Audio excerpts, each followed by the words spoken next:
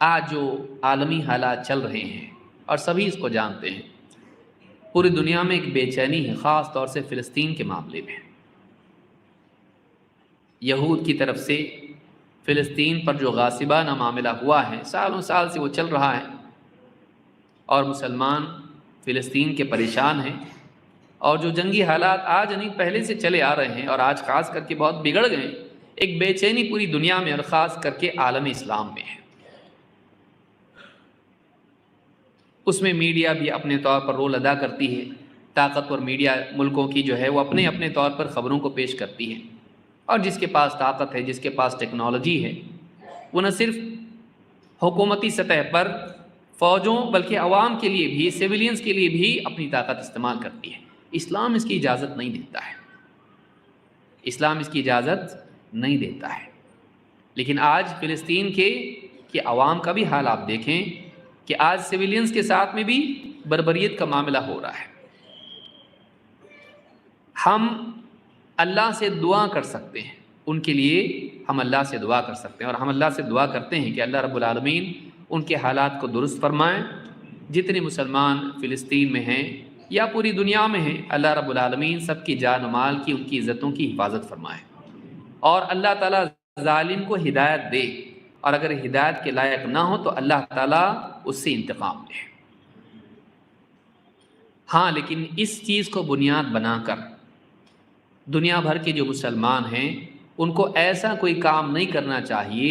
جس سے law and order خراب ہو۔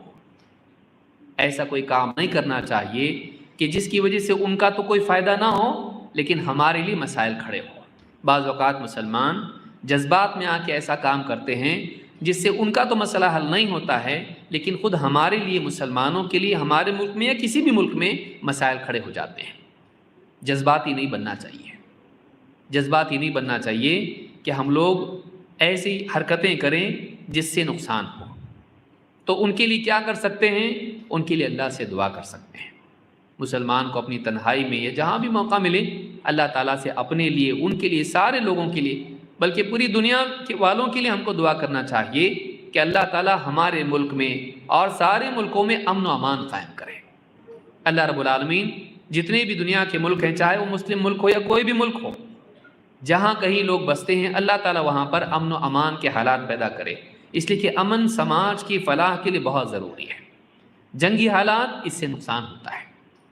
اور پھر وہاں پر ہوتا کیا ہے، یہ اس کو تباہ کرتا ہے، وہ اس کو تباہ کرتا ہے، اور پھر اس کے بعد میں بڑے ملک بیچ میں آ کے بس مت لڑو، لیکن تباہی جو ہو چکی وہ تو ہو گئی، جان و مال کا جو نقصان ہونا تھا وہ ہو گیا، پھر واپس سے الف با تا سے شروع کرنا پڑتا ہے۔ تو جنگوں سے فائدہ نہیں ہوتا ہے، جنگوں سے فائدہ نہیں ہوتا ہے، امن و امان میں خیر ہے۔ تو مسلمانوں کو ہمیشہ اس بات کی دعا کرنا چاہیے کہ اللہ تعالیٰ ہمارے ملک میں بھی اور دنیا بھر میں بھی امن و امان کے حالات پیدا کرے، اور ظالم کو اللہ ہدایت دے، اور اگر ہدایت کے لائق نہیں ہو تو اللہ تعالیٰ اس کے لیے، جو اللہ جانتا ہے اس کے لیے کیا فیصلہ کرنا چاہیے، اللہ وہی فیصلہ کرے اس کے لیے۔ اللہ رب العالمین ہم سب کو ایسی کسی حرکت سے محفوظ رکھے جس سے ہمارے اپنے ملک کا امن و امان خراب ہو۔